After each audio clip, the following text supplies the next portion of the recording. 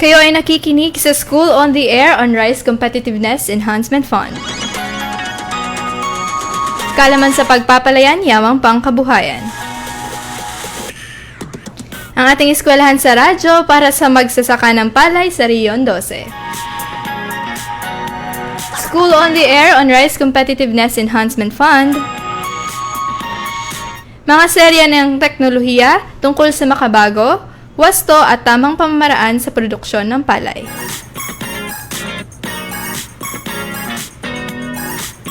Magandang umaga mga ka-agri-eskwela at mga bayaning magsasaka ng Rion 12.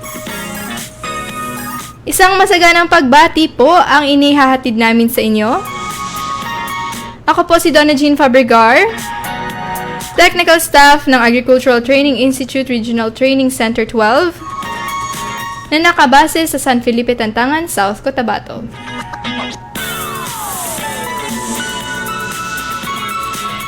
Ang School on the Air na ito ay hatid sa atin ng Department of Agriculture, Agricultural Training Institute Regional Training Center 12, sa pamumuno ni Direktor Abdul Ay Dayaan. At Rice Competitiveness Enhancement Program headed by Engineer Mocles P. Buwisan. Katuwang ang piling lokal sa pamahalaan ng probinsya ng Sarangani, ang Maitom, Kiamba, Alabel at Malungon, at ang syudad ng General Santos.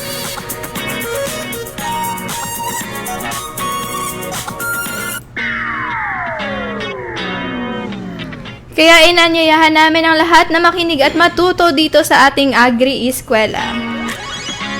Mapakikinggan tuwing Webes, alas 9 hanggang alas 10 sa umaga sa himpilan ng 95.9 Max FM General Santos, 95.7 FM Radyo Kasaganan Maitum, at 100.5 Muse FM Kiamba.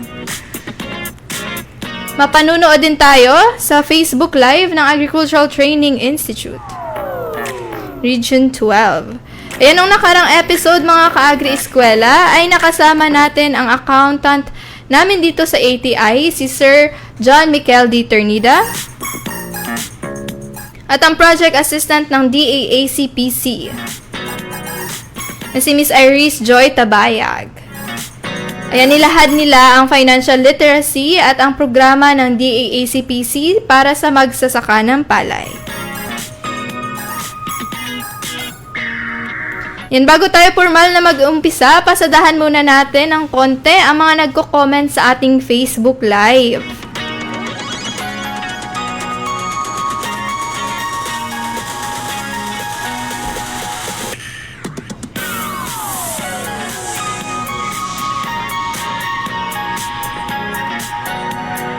Ayan, sabi ni Pearl Joy L. Calano, pa-shoutout from City Agriculturist Office General Santos. And happy watching, Ma'am Pearl Joy. Shout out po dito sa Armando Golosino Porok, San Jose. Yan, sabi po yan ni Ma'am Rubilin Dilarma Golosino. Yan, watching din from San Felipe, Tantangan, si Miss Danielle Cansi. Happy watching po. Good morning pa, shout out mi diri sa Salimama, Barangay Datal, Angas. Sabi ni Sir Jeffrey Tio.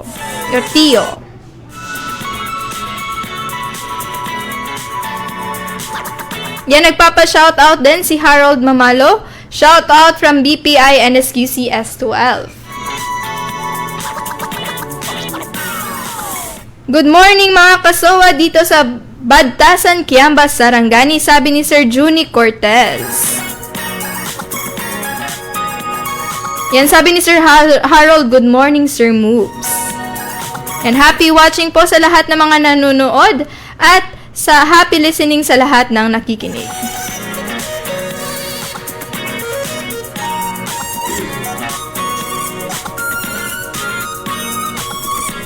Kaya naman matapos nating matutunan ang 4 na component ng RCEF, ang mechanization, seed credit, at extension program, Ngayong episode ay aalamin natin ang sistemang palay check, na siyang basihan sa pagtuturo para sa ating mga benepisyaryo ng Rice Competitiveness Enhancement Fund o RCEF ukol sa inbred rice production at farm mechanization. Kasama po natin live ngayon ang RCEF technical staff at isa sa mga rice specialist po dito sa atin sa ATI 12, si Mr. Mubarak M.H. Salik. Yan Sir Moves, batiin po natin ang ating mga tagapakinig at tagapanood. Okay, so ayan, no? Unang-una po sa lahat, Ma'am Donna, magandang umaga po sa Yan, inyo. magandang umaga Sir Moves. Okay, so sa ating mga live viewers po, no, magandang umaga po sa inyong lahat. At sa ating mga kaagri-eskwela, no, yung ating mga hindi nagsasawang sumusubaybay sa atin, no, magandang umaga po sa inyong lahat.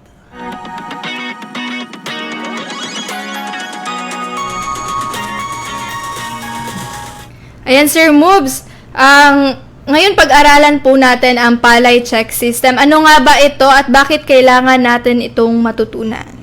Okay, so yun po Ma'am Don, no? So talagang napakahalaga po itong ating talakayan ngayon, so which is ang palay check system. So kasi nga po, no, okay. So yun po, no. So kasi nga po bilang mga rice farmers, no, ang talagang pinaka-goal natin, no, na mapataas ang ating kita. So, yun nga, yung palay check system sa pamamagitan nito, so malalaman natin, no, so saan ba nagsimula ang palay check system? Kung isipin natin, palay check system, parang tunog Pilipinas, no? Okay, so ang palay check system pala ay nagsimula po, no, sa Australia. So sa Australia, ang tawag ng palay system sa kanila ay rice check system. So yung rice check system gi-implement nila sa kanilang lugar. So nakitaan nila na from 6 tons hectare, no, noong 1987, so nagtaas siya ng almost 50%, no, noong 2000 ng 10,000 per hectare. Kung nakikita niyo po sa ating screen, no, so mula noong 1970 until 1986, no, yung datos ng yield kilogram per hectare ng Australia ay parang stagnant ba? Nandoon siya sa 6 tons, no? Hindi siya tumataas, hindi bumababa. So gi-apply nila ang rice check system sa kanila, so nakitaan nila na may increase. So tumaas po, no? So yung mga rice scientists ng Australian, so dun po nila nalaman na talagang itong rice check system ay talagang nakakapagbigay ng taas ng ani, no, sa kanilang bayan. Okay, so proceed tayo. Noong 2000 naman, noong 2000, no, so nakita ng FAO or Food and Agricultural Organization ng United Nations sa Australia, nakitaan nila yung gano'n na sistema ng pagpapalay sa kanila.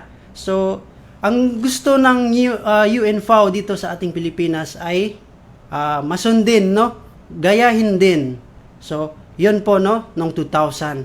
Then noong 2004 naman, naggawa ang PhilRice, partnership sila, no, together with the FAO, no, yung Food and Agricultural Organization, na naggawa sila ng project na tinatawag na Strengthening the Development and Use of Rice Integrated Crop Management, no, para sa food security and poverty elevation, no. So doon na nag-start. So noong 2004 to 2006 naman ay nagkaroon na ng Philippine version ng rice check, which is yung tinatawag na palay check. So ito, so ibig sabihin yung palay check system sa Pilipinas nag-start pala siya, no, noong 2006. Ayun. So nagkaroon po ng mga workshop, mga meeting, consultation together with the ating mga rice experts dito sa Pilipinas, yung ating mga extension workers, and also yung mga ating farmers, no? So, naggawa sila po ng booklet, no? Or tinatawag na Biblia, no? Biblia ng mga rice specialist, no? Ang tawag ay palatandaan. Palaytandaan. Okay. Ayan, kung nakikita po sa inyo, sa inyong mga screen, no? Palaytandaan. So, yan po yung unang-unang Biblia dito sa Pilipinas na palaysik system, makatungkol sa palaysik system. So, nandyan na po lahat, no? Okay, so, noong 2004 again, to 2006, so, ayun, gi-implement na nila, no? So, ano sila ng 30 sites with almost 1,000 farmers nationwide. Dito po yan sa Pilipinas, no? So, pinalaganap nila. So, para makita nila talaga kung itong rice system ng Australia ay kung i-apply, kung i-implement dito sa Pilipinas ay kung talagang pwede, no? Kung sakto. So, yun nga po, nakitaan nila na may increase, no? May increase ng 1 tons per hectare sa pilots sites. Kung isipin natin, no? Kung isipin natin na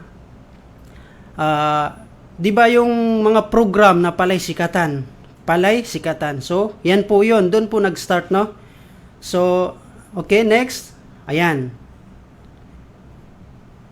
Okay.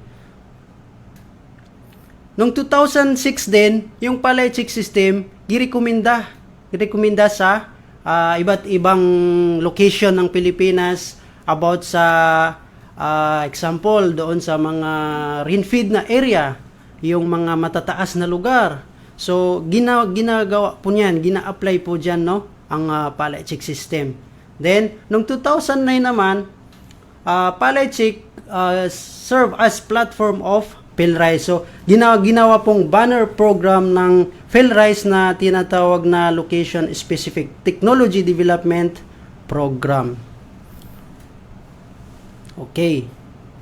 So, noong 2011 naman, so naggawa ng PowerPoint presentation for palaysik system kasi nga doon na sila nag-start magturo, no? So, kailangan din ng PowerPoint para makita ng ating mga mag-aaral na mai-express sa kanila, no? Although may palaytandaan, so mayroon ding PowerPoint presentation. So diyan po nag-start yung PowerPoint presentation, no, noong 2011. So noong 2013 naman, gi-revise nila ito.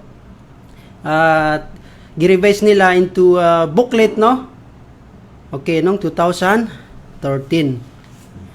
So, noong 2013 until 2018, so, gi-customize nila. Yun nga po kasi, ang Pilipinas is iba-iba yung klima dito, no? So, hindi kasi almost patag itong ating bansa, pulo-pulo po, no? So, nag-create sila, i-customize nila yung palaysik system across ecosystem.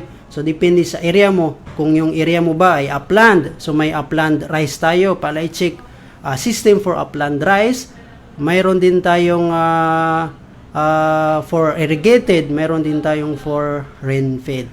So, yun po, no? I-customize nila yung palaysik system noong 2013 to 2018. Okay, so noong 2019 naman, so kung isipin natin, no, pumasok na dito yung rice tarification law.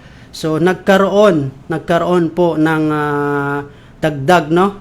Dinagdagan po yung palaysik system. Kasi yung rice check system nung una or palaysik system nung 2006 is nasa 8K check lang po, no? Nasa harvest lang, walang post-harvest. So nung 2019 dinagdag nila yung post-harvest. So, gi-update nila. Ayan. So, may katanungan po dito, no? So, what is palaysik system? So, ano nga ba ang palaysik system? So, ang palaysik system po is isa siyang integrated crop management system for rice. Ano nga ba yung integrated? Kung sabihin natin integrated, hindi lang po yung isa, maramihan po yan, no? Maramihan na crop management system. So, nandyan na po yung mula pag tanim natin, kukuha tayo ng binhi. Yan, seeds and variety. Maglaland prep tayo. Crop establishment, nutrient management, water management, pest management, harvest management, and post-harvest management. So, yan po yung tinatawag na integrated crop management for rice. Okay. Then, so, mayroon talagang pabago-bago, no, sa technological, no? Yung pagbabago sa technological, then may kapag nagbago yung technological natin, so mayroon ding pagbabago sa recommendation sa ating crop management. So nung una, no, nung dati pa nang ginagawa nila, no, so mayroon silang tinatawag na seed-based technology or variety in agrochemicals. At saka mayroon din silang tinatawag na single problem component at mayroon din silang tinatawag na broader holistic integrated management technology. So ano nga ba itong seed-based technology?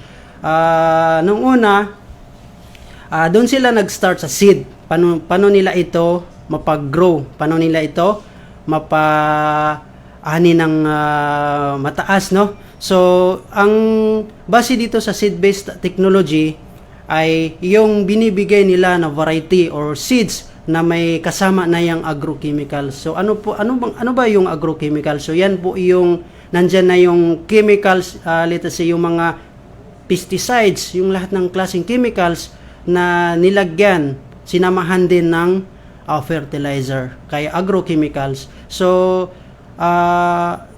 habang dumadating ang panahon, so, habang gina-apply nila itong mga bagong technology, so, mayroon silang nalilearn.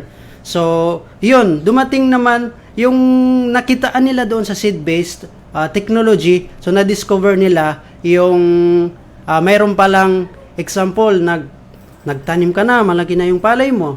So, mayroon kang nakitang nutrient deficiency, mayroon ding lack of water, for example, hindi magandang pag-manage ng tubig, at saka yung mga peste. So, base doon sa seed-based technology, hindi siya gaano kagandang i-apply, no? So, yun, so dumating na yung next na technology na ginamit nila, gi-apply nila, which is mayroon palang, ito pala ay focus, no? Naka-focus, no? Sa specific field problem. Kasi nga, hindi lang seeds, may land prep pa yan, no? May practice synchronous pa yan hanggang mag-harvest ka na. So, nakita nila na there is integrated nutrient management and water management and insect pest management na dapat i-apply sa ating palay, no? So, habang nadidiscover nila yon, so, nadiscover na naman nila yung, kasi dapat pang malawakan, no? Broader, holistic, integrated management technology. So, hindi lang yon, pati pala yung environment, may factor doon sa ating pagpapalay, no? Pagtanim ng palay. Yung klima, nandun pa rin.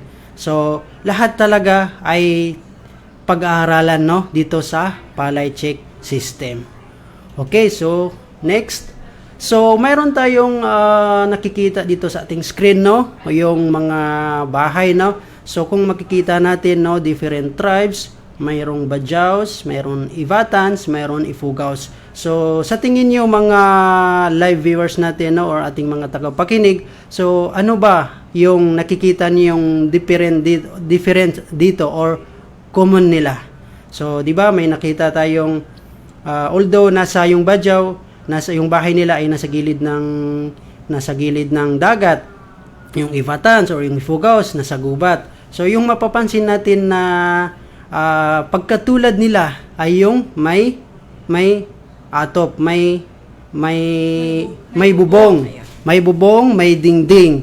So, kung isipin natin sa palay check system, base talaga yan sa location specific. So, iba't ibang i-apply mo yung Palay 6 system, pero yung recommendation nandoon pa rin, no? Hindi mawawala. So, yung recommendation mo, yung assessment mo, nandoon na kahit saan yung lugar mo, no? Yung field mo, no? So, parang ganito rin, no? Kahit saan, anong klaseng tribes, saan sila nakatira. So, talagang mayroon pa rin yung bubong at saka dingding. Yun, Sir Boss, no? So, iba-ibang design ng bahay, pero katulad pa rin, may bubong at may sahig, no? Sahig. So, merong Opo. Yes, ganon. yes po. Yung basic needs, no, andun pa din. Nandun pa rin, yes po.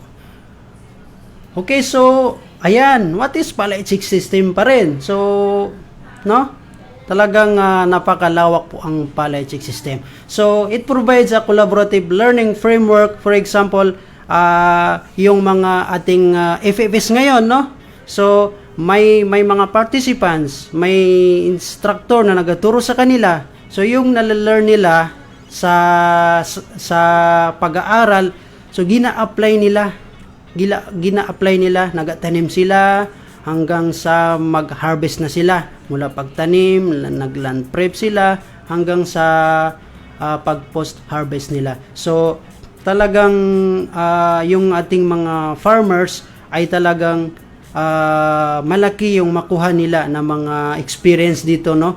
So, yung mga skills nila, no? May apply nila dito, no? Sige. Ano ba yung 4 Palay-Chick principles or yung tinatawag na hike?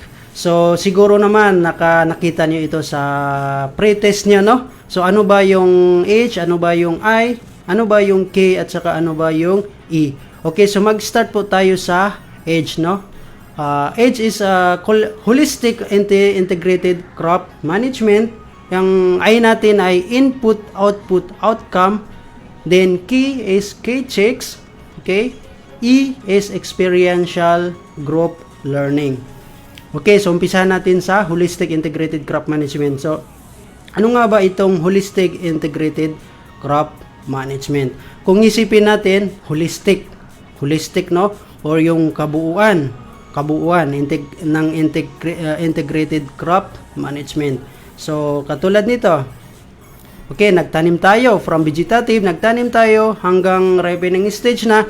So, nandyan pa rin yung socio-economic, yung klima, yung farmer management, at saka agroecological. So, ano nga ba yung mga socio-economic? Siyempre, magtanim ka.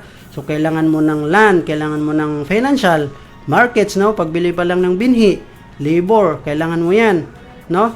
Yung klima naman, kailangan din pag-aralan, no? Yung temperature, yung wind, kung maulan ba, rainfall, yung init, oh, kung may typhoon ba or may storm ba. Sa farmer management naman, no? Paano sila nagalan prep, no? Ano ba yung binibili nila na seed varieties para suitable sa kanilang area. So, agroecological, no? Yung soil factor, ano ba? Acidic ba yung lupa?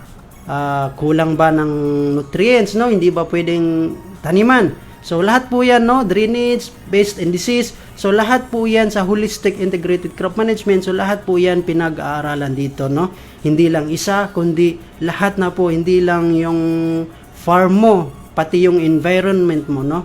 Pati ikaw rin kasama ka, no? Sige. Ayan. So, yun nga, holistic integrated crop management ay tinatawag na interdependent and interrelated. So, ano nga ba itong interdependent and interrelated?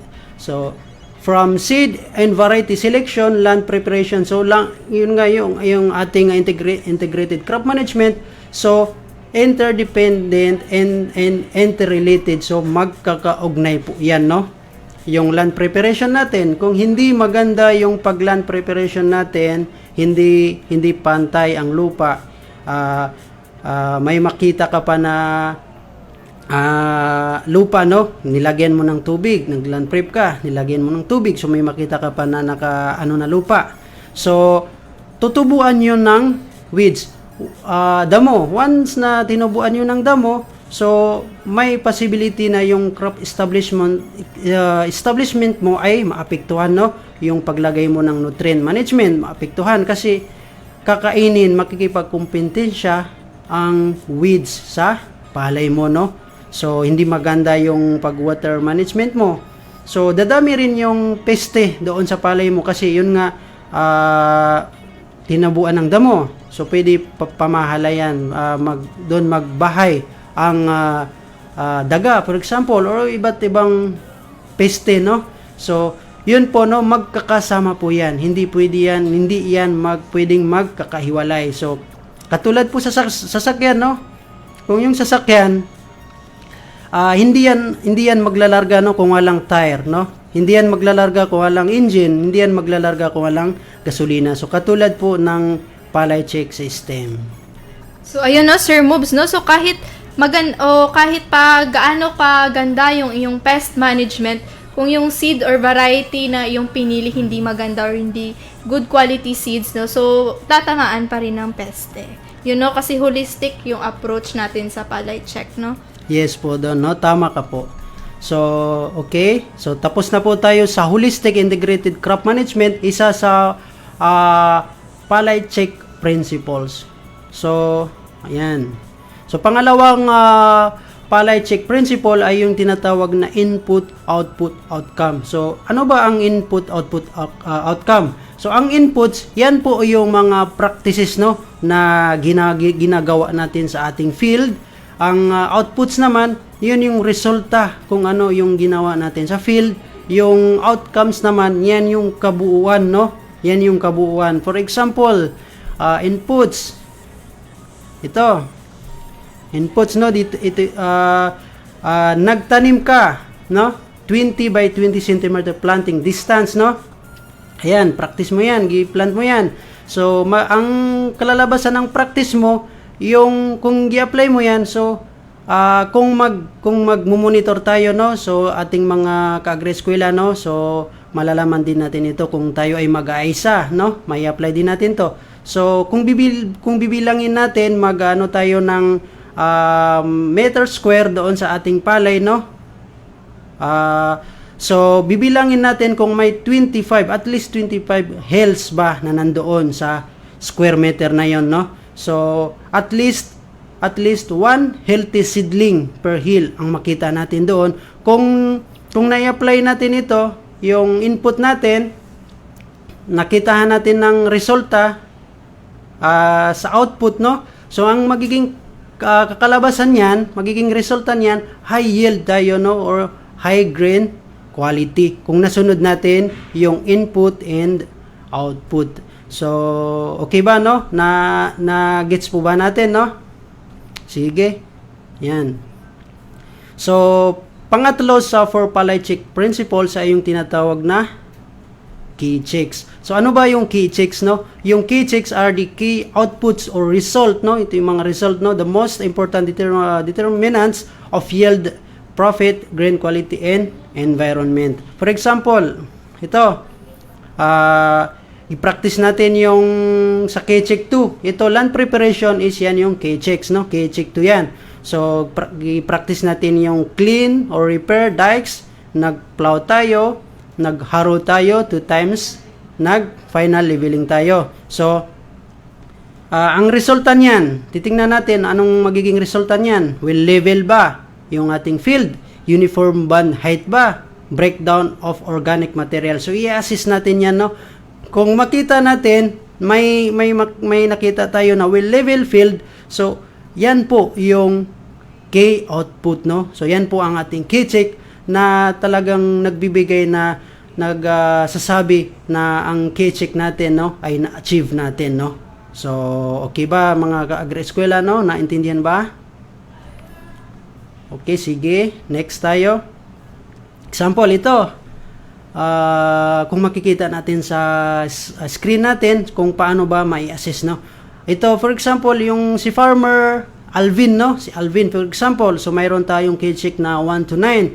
So, si Alvin, pasok siya sa K-check 1. Check siya sa K-check 1 hanggang K-check 8, no?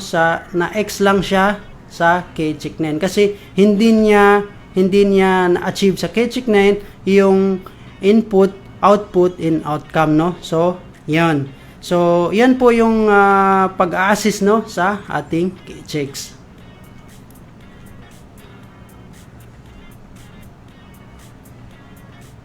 Okay. So, bakit natin ina-achieve ba yung K-Check? Bakit dapat check tayo sa lahat, no? Kasi yun nga, ang farmer talaga ay gusto niya ng mataas na kita, no? So, lahat ng bagay na nandoon sa palay check system ay talagang i-apply ng farmer para makita talaga kung may increase ng sa kanyang sakahan. Kasi yung palay check system ay talagang proven po yan, no? So, okay.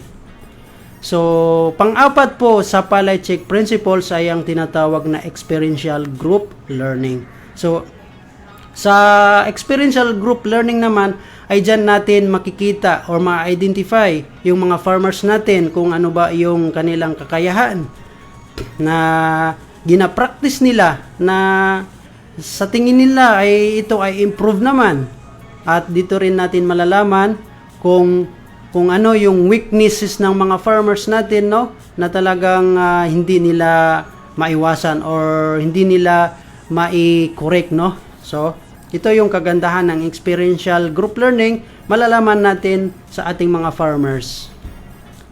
Okay.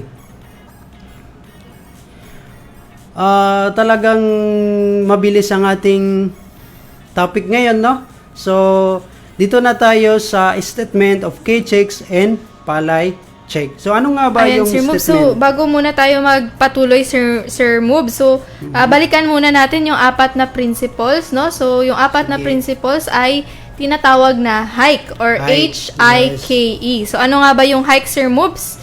Yung hike natin ay yung magsisimula po tayo sa H, yung Holistic Integrated Crop Management. Ayun. How about yung A naman? I po, Sir Yung Moves. I naman ay yun yung input, output, and outcome. At yung K po is? Ang K is K-check, At yung E ay? experiential group learning. Ayun po mga kapalay, no? So, hopefully po ay na-take note nyo po yung hike. So, yun po yung hike po, ang 4 na principles ng ating palay check system. So, H for holistic, I is for input, output, at K is for key checks, and E is for experiential group learning. So, ayan po mga kapalay. So, bago tayo magpatuloy, magbibigay lamang po kami at magbabalik po kami makalipas lamang po ng ilang paalala.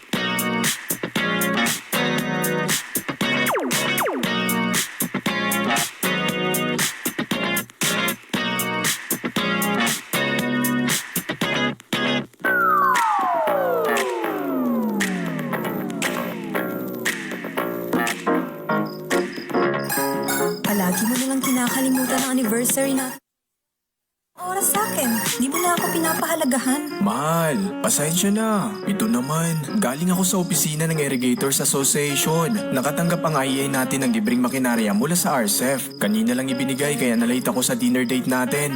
Ano ba yung RCEF na yan? At parang mas mahalaga pa yan sa akin. Ang RCEF o Rice Competitiveness Enhancement Fund, mahal, ay programa ng ating gobyerno na may taunang pondo sa 10 bilyon para sa pamamahagi ng libreng makinarya, libreng binhi, pautang at pagsasanay tungo sa masaganang ani at mataas na kita. Libre ba yan? O baka may bayad yan, ha? Libre lahat ito, mahal. Maaari ka rin makibahagi sa RCEF Extension Program para tumaas pa ang iyong kalaman sa pagpapalay. Pwede ka mag-enroll sa School on the Air program, sumali sa Information Caravan at mag-enroll sa Farmers Field School.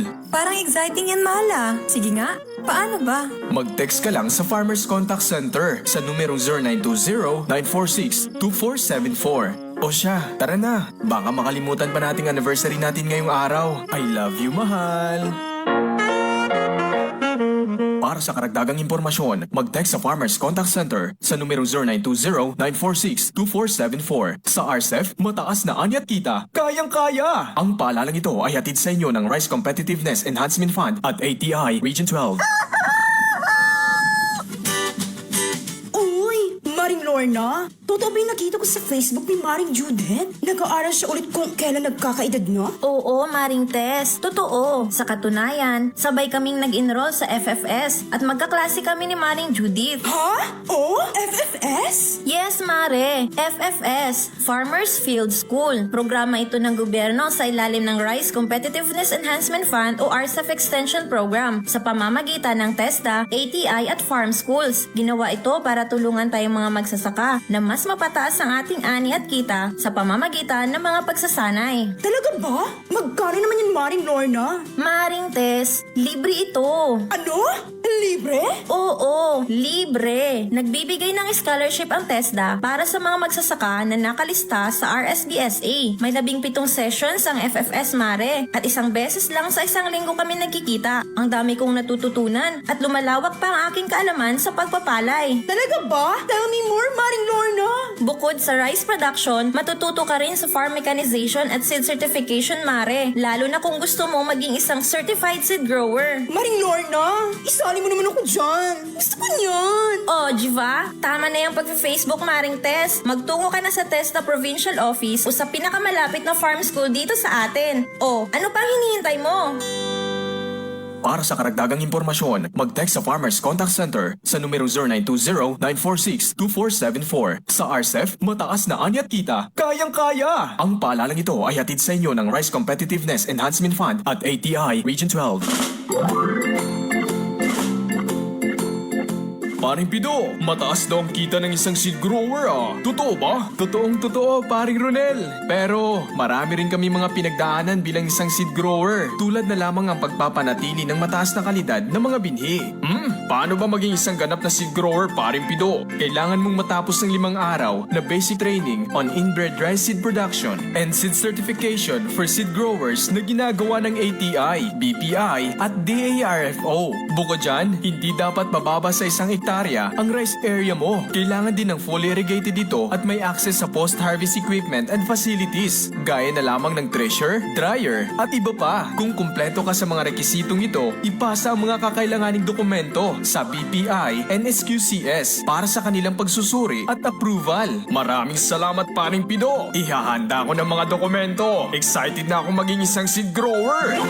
Para sa karagdagang impormasyon, mag-text sa Farmers Contact Center sa numero 0920-946-2474. Sa RCEF, mataas na ani at kita, kayang-kaya! Ang paalalang ito ay hatid sa inyo ng Rice Competitiveness Enhancement Fund at ATI Region 12. Uy, Maring Lorna, totoo ba yung nakita ko sa Facebook ni Maring Judith? Nag-aaral siya ulit kung kailan nagkakaedad na? Oo, Maring Tess. Totoo. Sa katunayan, sabay kaming nag-enroll sa FFS at magkaklase kami ni Maring Judith. Ha? Oh, FFS? Yes, Mare. FFS, Farmers Field School. Programa ito ng gobyerno sa ilalim ng Rice Competitiveness Enhancement Fund o RCEF Extension Program sa pamamagitan ng TESDA, ATI at Farm Schools. Ginawa ito para tulungan tayong mga magsasaka na mas mapataas ang ating ani at kita sa pamamagitan ng mga pagsasanay. Talaga ba? Magkano naman yung Maring Lorna? Maring Tess, libre ito. Ano?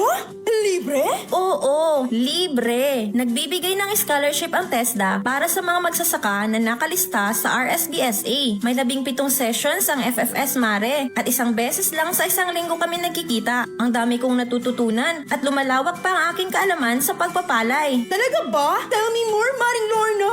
Bukod sa rice production, matututo ka rin sa farm mechanization at seed certification, Mare. Lalo na kung gusto mo maging isang certified seed grower. Maring Lorna, isali mo naman ako dyan. Gusto ko niyan. Oh, Jiva, tama na yung pag-Facebook, Maring Tess. Magtungo ka na sa TESDA Provincial Office o sa pinakamalapit na farm school dito sa atin. Oh, ano pang hinihintay mo? Para sa karagdagang impormasyon, mag-text sa Farmers Contact Center sa numero 0920-946-2474. Sa RCEF, mataas na ani at kita, kayang-kaya! Ang paalalang ito ay hatid sa inyo ng Rice Competitiveness Enhancement Fund at ATI Region 12. Palagi mo nalang kinakalimutan ang anniversary natin, Joshua. Wala ka ng oras sa akin. Di mo na ako pinapahalagahan. Mahal, pasensya na. Ito naman, galing ako sa opisina ng Irrigators Association. Nakatanggap ang IEA natin ng libreng makinarya mula sa RCEF. Kanina lang ibinigay kaya nalate ako sa dinner date natin.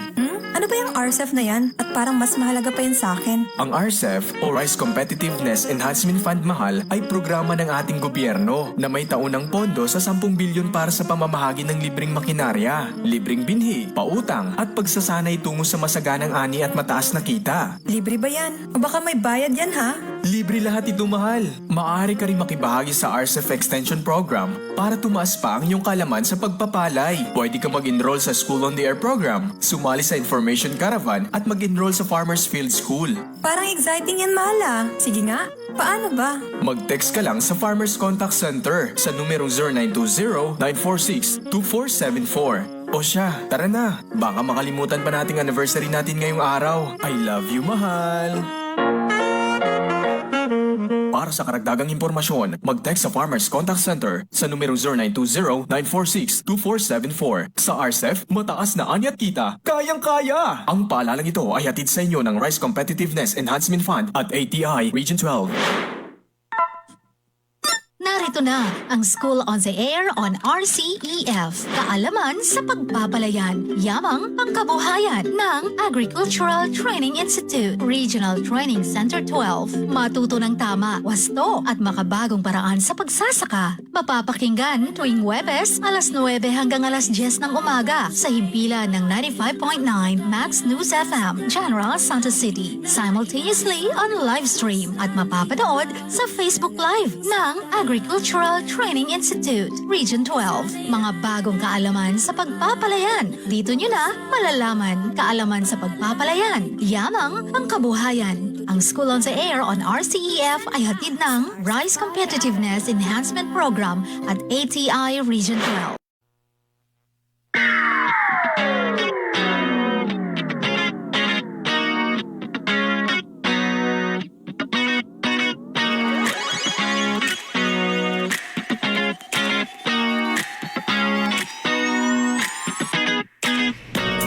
Tayo po ay nagbabalik.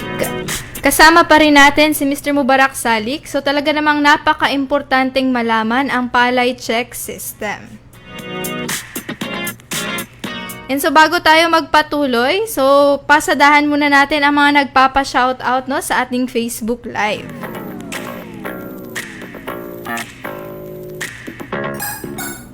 Ayan, watching from Omag Maitom, si Sir Ernesto Nomus, no? So, napakasipag nating coordinator, si Sir Ernesto Nomus. Happy watching po, Sir Ernie. Yan, shout out sa mga taga-Badtasan, sa mga kaklase ko sa SOA. Yan po sabi ni Ma'am Merlita Kagoya Agapas. Yan, happy watching po, Ma'am Merlita. Watching from General Santos Nufia, si May Red. And happy watching po, Ma'am May.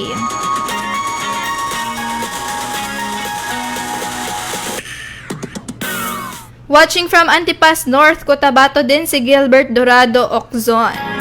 Ayan na, so kahit na from North Cotabato, nakikinig pa rin sa atin ngayon. Good morning, group. Watching kami dito sa Kitian, Dakpo, Poblasyon, Malungon. Si Ivy Solomon, Joylyn Cordero, Ara May Rudy, Elizabeth Solomon, Vivian Solomon, Amy Valderrama, Aurelia Manaba, Dani Umaya, salamat po. And happy watching po sa inyo, no? So thank you po sa mga nag-group listening ngayon. Shout out sa Mafar Barm, Padyo Poso, Bundong, Sir Moves. Nice one, Sir Moves. Yan, sabi ni Ryan Ismail. And happy watching po, Sir Ryan. Watching student from SKSU Access Campus, si Janelle Poblacion Proponga de Sales. Good morning mga kasowa, shout out from Kiamba Cable TV, Multipurpose Cooperative and Muse FM. Ayan. Sabi ni Fernando Velasco. Good morning po sa tanan, watching here from Ubay, Bohol. Yan, nakaabot na tayo ng Bohol. Good morning sa tanan, I'm watching from Datal, Angas. Yan po sabi ni Mark, ni Betty Costan. Good morning, Farmazing from JND Integrated Farm at Malungon. Yan po sabi ni Ma'am Fe Tono Amelista Dolor. Happy watching po, Ma'am Fe. Watching from Casa Lagaw, Bailon Pet, Cubrero Berto, Apurada Caster, Angelada Glyceria, Bulnes Dexter, Bailon Lilibeth.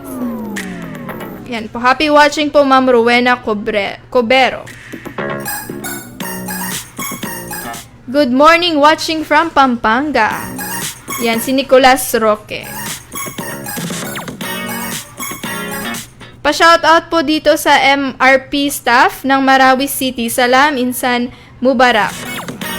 Ayan, pa-shoutout daw, sabi ni Abu Haizamin bin Mohammed. Good morning, watching from Busikong Greenland, UP, Maguindanao. Keep up the good work, Sir Moves. Sabi ni Ida P. Musa.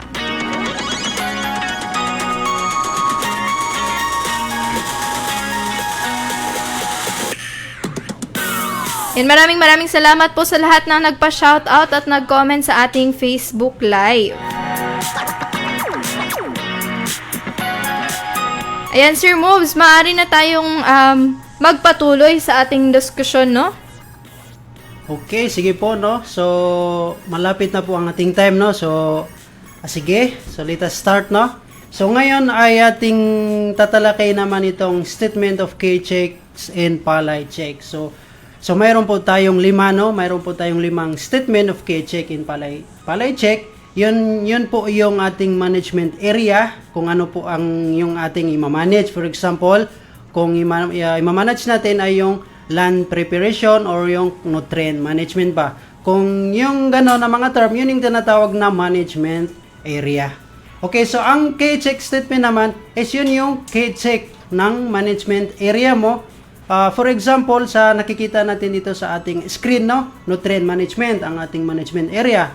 So, K-check 5, no? So, ano ba yung K-check 5, no? So, yan yung sufficient nutrients from tillering to early panicle initiation or EPI and flowering. So, yung management area, paano ba natin yan ma-attend? So, together with the K-check statement, no?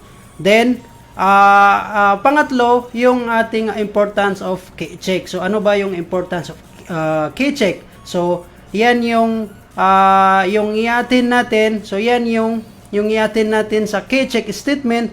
So, yan yung dahilan, no? So, dahilan. So, bakit natin i-attend? So, yung mga importansya niya. For example, yung kanina, yung nutrients from tillering to early panicle and flowering. So, dyan tayo magbabase, no? Kung sapat ba, kung naibigay ba natin ng maayos, no? Yung pagbibigay ng fertilizer sa ating basakan, no? Sa ating field, no? Kung sufficient ba siya, kung sumobra ba or kulang. So, yun po yung kaimportahan ng K-check. So, ulitin ko po, no? So, mayroon po tayong 5, no? So, management area, K-check statement. Yan yung ating, kung ano ang ating i-attend.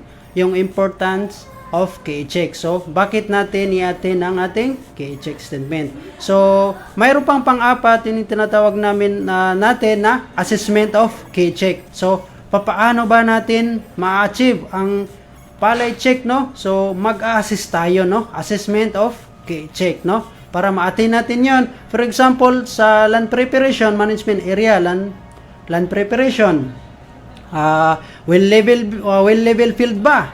Kung well level field ba, yun yung ating K-check statement. Yung assessment natin, i-assess natin siya kung talagang, kung well level ba talaga siya, so wala tayong makitang lupa, no? Talagang planchado na, no? Tubig ang makita natin. Kung lagyan natin ng tubig ang ating lupa ng 5 cm, so wala tayong makitang lupa, puro tubig lang, no? So, yun po, no, na-assist na natin, no.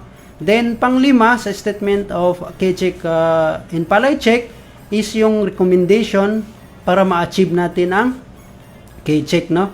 How K-check could be attained.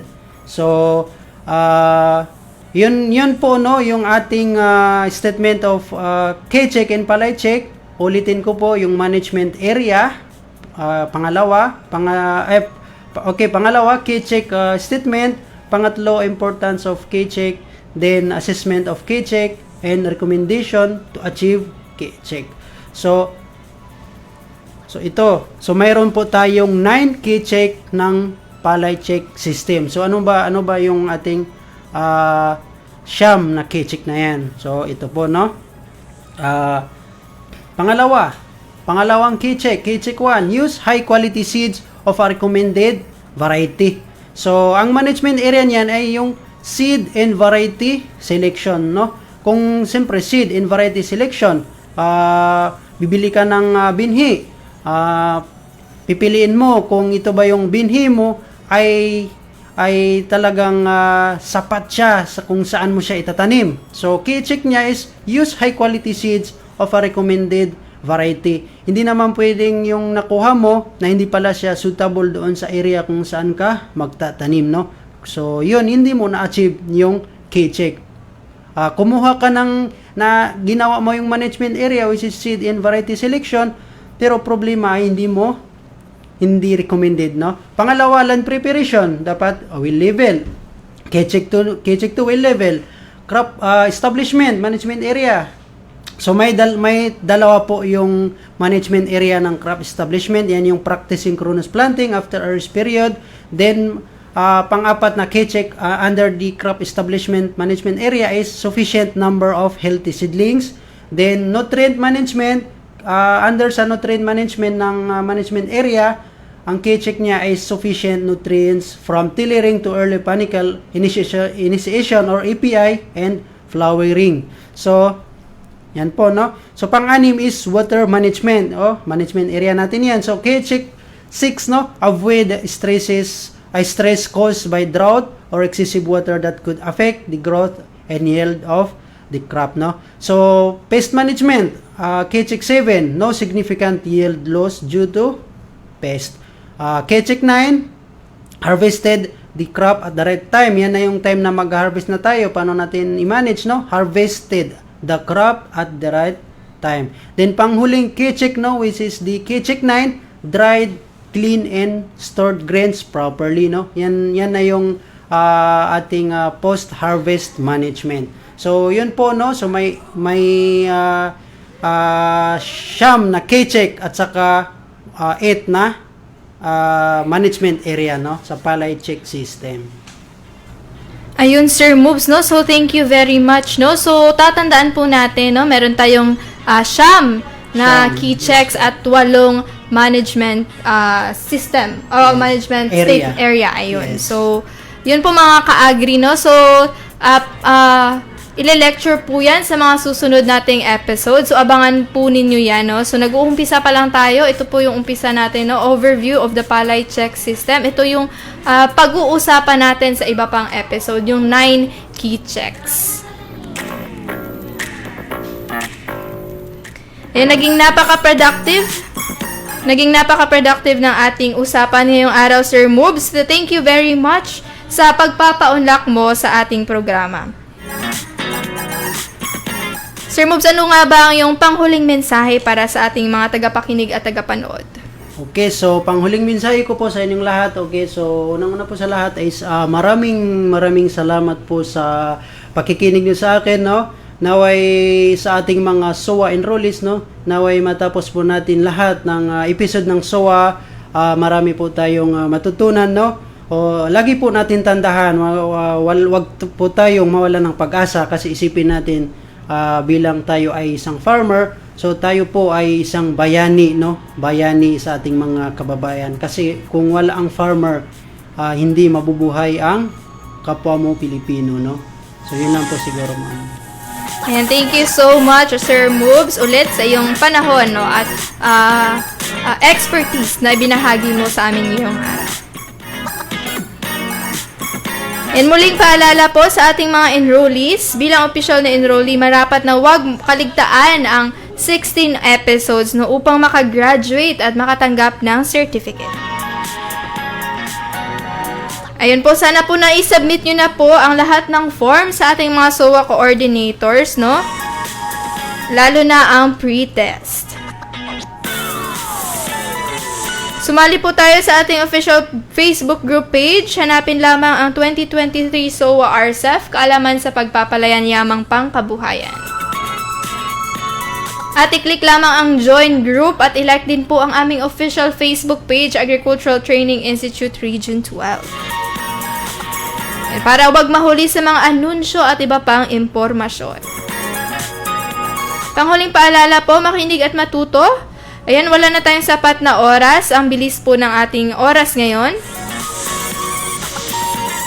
Maraming salamat ating mga ka-agri eskwela. So, salamat sa mga tumutok, nag-text at nakibahagi sa inyo sa ngayon sa ating episode, no? At happy birthday sa lahat ng mga birthday celebrators natin. Yun, naway matupad po ang inyong mga birthday wishes. Maraming salamat din po sa ating ever-active na provincial at municipal coordinators na mayat maya ay nag-update din sa atin, no, at nag-guide sa ating mga ka-agri eskwela.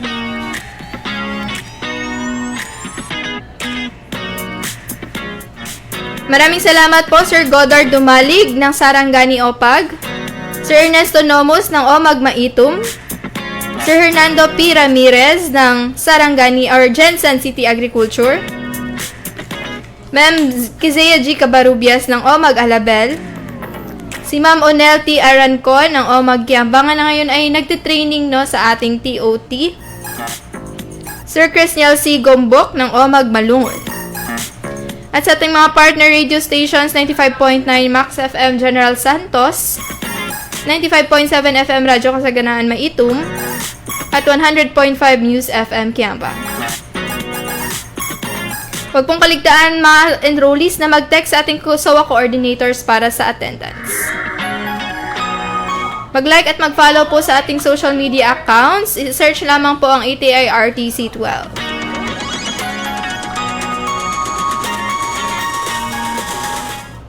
Yan, maraming salamat muli sa ating mga SOA coordinators. Sa ngalan po ng aming National Director or Engineer Remelin Recoter,